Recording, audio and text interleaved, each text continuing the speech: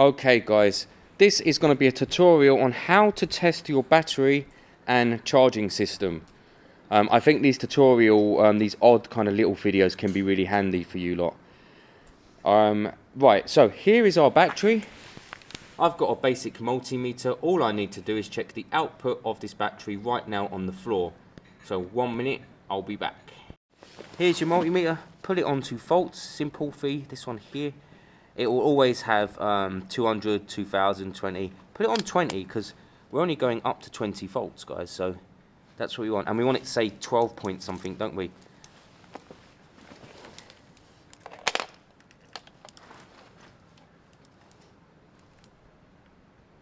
$12.79. 12.79. I don't know if you can actually see that, guys, but 12.78, 12.79. That's a great strong battery. Step 2, connect the battery to the bike. Turn the key on to just a normal switch, not running the bike, and test it again. It should still be maybe 7.6 at that stage, because it will be draining a tiny bit for lights and stuff. So that's the next step. Bolt the battery in, check it without the engine on. Okay guys, this is what I meant. It's in the bike, so put it in like that, and then I am gonna not have the key on me, so that got it here in my pocket. And then turn the key, and then what you should notice is that it might have a small drop, guys. It might drop a little bit. So look, key in, turn it, that's it. You might get a small drop, you might not. Now here's the key part here. This is how we really test it. When we fire this bike up, first of all, it's going to go nuts because it's going to be on the side stand. It's going to be revving forward. So I'm actually going to warm it up myself separately for a couple of minutes, and then we're going to come back and do this test properly.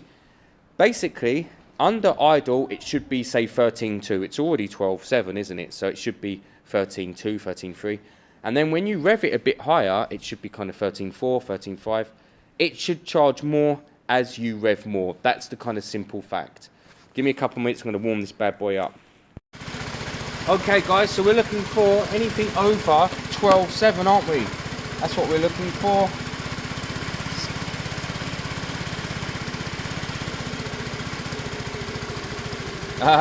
It's lower, guys, it's lower. So there you go. Wow, it's all over the place. Abs 12.5. So not only is it not charging, it's actually draining.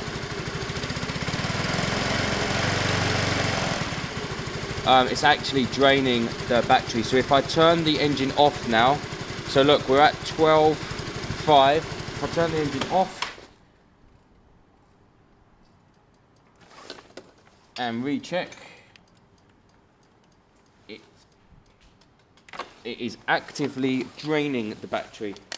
For me, that automatically makes me think that the stator is an issue. That is what happens when the stator goes.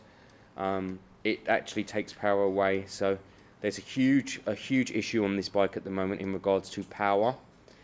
I'm going to start stripping down the stator side to be able to get to the wires on that side over here. So we need to see the stator wires. The stator's down here. The wiring will be up here somewhere, and we'll have a look what's going on. But I feel like it's going to be a full back end strip down. Okay guys, if you go straight to what might be the root cause of the problem, I can clean that up. That rust could be affecting the sending, but it's still running and riding, so it's not.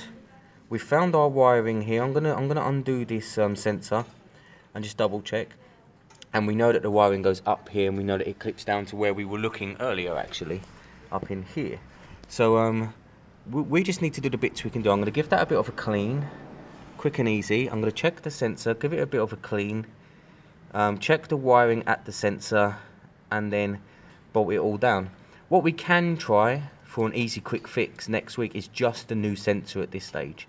Just this part. I think it's 2 wires, and it goes up and it connects in. And then if that fails, we could check the actual stator, which is under here. That's a bit more awkward. You need a puller to get this off. it's rare that they go, really, guys. They do go, but it's rare, so it'd probably be the sensor. So I'm going to pop that off and have a bit of a look, and we'll see where we go from there. Alright, guys, so I haven't done anything, you know, specific. I have cleaned up the sensor and the magnet and the sensor. And at this stage, I guess I'm going to chuck the battery in, spin it over, and just see if we've got lucky. The other 3 wires we're looking at there is the black and red and the yellow. I know where they go up to. They go up to the connector block up here, but that seems okay. I might chop that away anyway and wire them together. That is a known fault on bikes, but I doubt that's the fix. My guess is that this is going to need a new stator. If it needs a new stator, I'm going to have to buy a specialist pulley tool to be able to get this off. So it's not easy, guys. It's not easy. Let's see, out of curiosity. I'll chuck the battery back in. I'll spin it over, and we'll see, out of curiosity, if it fires and charges. But I doubt it. I doubt it, because that's the spark. That's messing with the spark. It's actually the yellow and black and red, I believe, that's really going to cause the problem. So I am going to cut and bridge them wires anyway. But again, I highly doubt that makes a difference. Okay, guys. So the actual connector block for this, it was a bit weak. Look how thin they are. I don't know if you can see them. And then the connectors themselves are quite wide, you see there. I wouldn't be surprised if they weren't connecting very well.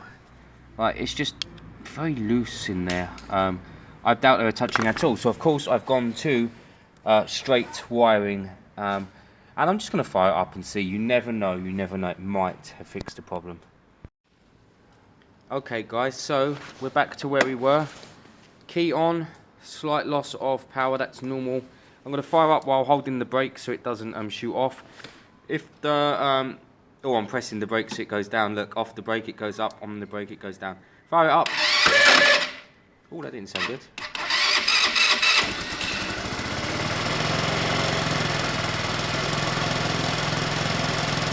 Power is low.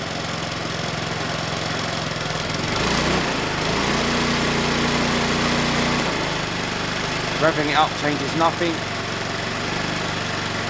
Oh, hang on, 12.3. I mean, it's still low, it's still half.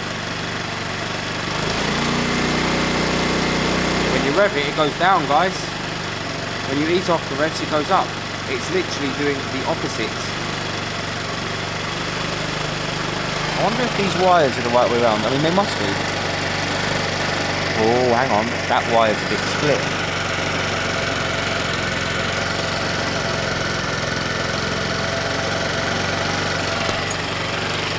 That's interesting.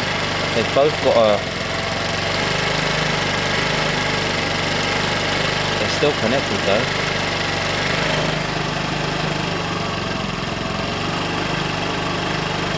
So if I disconnect... Oh, I'm going to have a little play, guys. We'll see what happens. So guys, this bike's going to need a new stator and pickup. Potentially a CDI, but I doubt it is because it's running. New stator and pickup. However, to put the new stator in, we need the puller tool in there. A bit of a pain, but nothing we can do.